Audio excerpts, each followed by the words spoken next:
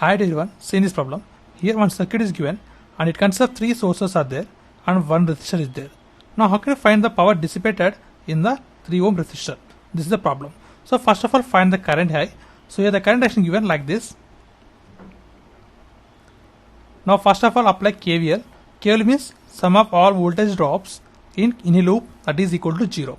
So here the current was entering in minus 8 volts is at minus. So take as minus of and the voltage is minus 8 volts and here current entering at minus, so minus 12 and here current entering at plus, so plus 10 plus 3 into I, that's equal to 0.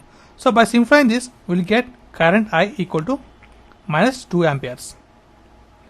But according to the problem we want power dissipated in a resistor. We know that power dissipation nothing but P equal to I square R.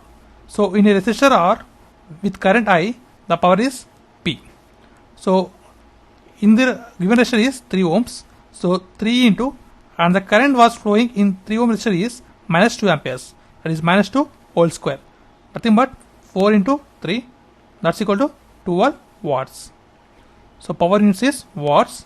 So from the options, option is the correct option. And this is the process of simplification. And thanks for watching. Please subscribe, like, share. Thanks.